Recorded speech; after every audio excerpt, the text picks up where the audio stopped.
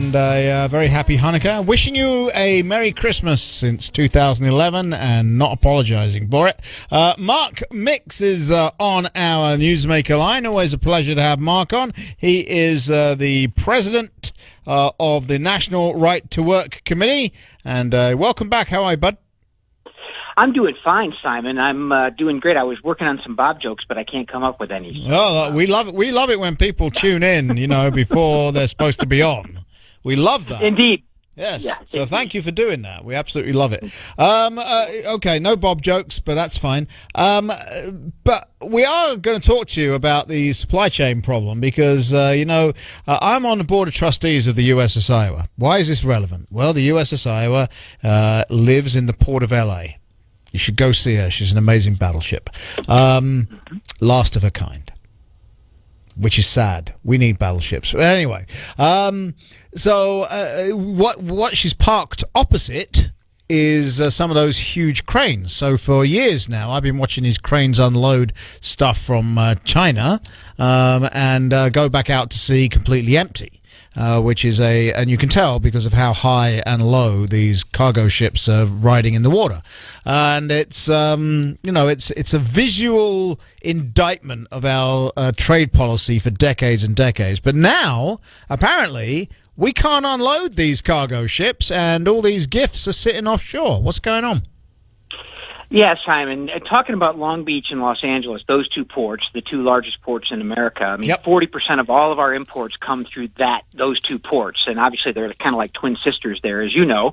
But the World Bank did a port efficiency index study last year, and they found that when they looked at 350 ports all around the world, from every country you can imagine, from names that you can't pronounce, they basically rated the ports on the amount of time it takes to get a ship in, get it anchored, get it tied off, get the ship-to-shore cranes working, get the cargo off, and get the ship back out, get empty containers, to your point, Simon, back on, and get it back out to sea. And Long Beach and Los Angeles were rated 328 and 333 in port efficiencies out of 350 worldwide. Wow. That doesn't augur very well for the port system on the West Coast. And then you've got the East Coast. You've got the most efficient, newest port that's been built. The first port that's been built in a decade in Charleston, called the Leatherman Port, that is not even being used right now, are using it about 10% efficiency because the International Longshoremen's Association Union is threatening to sue any shipper that brings a new ship into that port,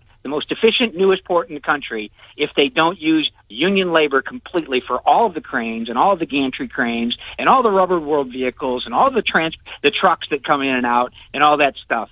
It's amazing that, to your point, Simon, the supply chain issue goes back to trade policy because we rely on, East Asia and China for so much of our stuff instead of manufacturing here in the United States. But that's a whole other issue. But yes. Our ports are inefficient for sure. Right, and now you seem to be alluding to the fact that it's a union problem. Well, on the East Coast, the newest, most efficient port is not being used because the ILA is threatening lawsuits against shippers. And on the West Coast, the AB5 bill, Simon, I think you and I have talked about this before. This is the idea that there's no such thing as independent contractors anymore, that, think Uber and Lyft, that these people are not independent contractors, but they're employees. And one of the players in that debate are big labor bosses because you can't organize independent contractors. You can't unionize them. You can't make them pay dues. But you can unionize employees. And so let's go back to 2018 when in Sacramento the legislature passed a bill called AB5 that changes the definition of employees, to independent contractors to employees. Now let's go to the port. You've spent time at the port, Simon, and you know that one of the most important parts of the port work in logistics there is getting these containers off the ship, getting them onto a chassis, hooking them up to a truck, taking them to a warehouse or a railhead or into the economy on a truck. Well, it's interesting to note that most of the trucks that were servicing the port were owner-operators. These were, small business people that owned one truck or two trucks, and they were servicing the port. But AB5 says that the port will no longer allow independent contractors to basically work at the port. You have to be an employee of a motor carrier in order to service that port. So independent owner-operators have left California. There's no trucks there. That's another problem, and that's a union problem, Simon. Amazing stuff. We're talking to Mark Mix. He is the president of the National Right to Work Committee. And you said that the longshoremen are threatening to sue shippers that use this new port on the East Coast. How? Do they have contracts with the shippers? On what legal basis are they threatening to sue them? Well, the ILA, the International Longshoremen's Association on the East Coast, is the union that takes care of the 15 ports, or 15 or 16 ports on the East Coast, and then the International Longshoremen and Warehouse Union takes care of the 29 ports on the West Coast. What happened here at the Leatherman port was that the ILA is saying that they can't use non-union employees, which all of the ports in Charleston do to this day, right now, and the ports in Savannah, Georgia, and the ports in Wilmington, North Carolina use. But because it's a new port, they want all of the jobs. They want union workers to run the ship-to-shore cranes that you talk about when you see the USS Iowa out there. Yep. Right now, those cranes at the other ports in Charleston are run by non-union workers. And the ILA has sued Hapag Lloyd and OOCL for $300 million in a lawsuit that's still pending in New Jersey. It's been stayed pending some National Labor Relations Board work.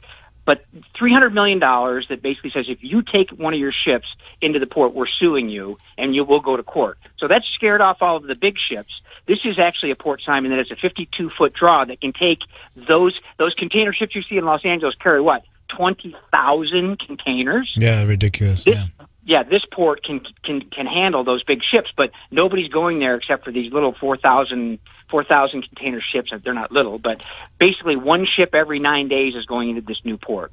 Wow. Because the union is scared off the shippers right in the middle of a supply chain crisis. That doesn't make any sense at all. Right, none whatsoever. But I'm still trying to figure out on what legal basis they're suing them, because they say the union doesn't have contracts with these people. So how can they sue them? Anyway, that's a whole other issue. Well, they're saying that it's a violation of the agreement they have with the United States Maritime Alliance, which basically represents the ports and the shippers with the unions and the union contracts. But it's the NLRB has already ruled, an administrative law judge has already ruled that the union claim on expanding their jobs at Newsport is not part of the contract, and that these ships should be in there unloading their cargo. All right. So these container ships off the coast of Long Beach and off the coast of LA, they are full of our Christmas gifts, apparently, from China.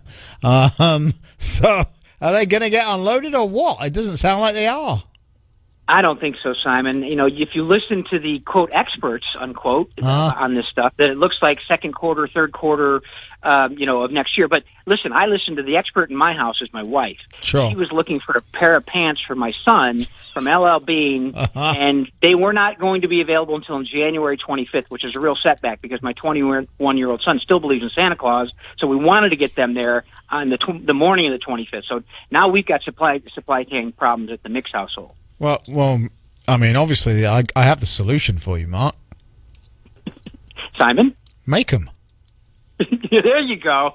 You betcha, Bob. We'll do that. All right. Mark Mix, it's always a pleasure. He is the president of the National Right to Work Committee. What a world we live in. But if you were wondering exactly what the cause is, or at least a big chunk of the cause of this supply chain problem, well, apparently, unions. Amazing stuff. Mark, a very happy Hanukkah and a Merry Christmas to you, sir. Thank you, Simon. Back to you. We will chat again, I am sure. But you take care and start sewing, buddy.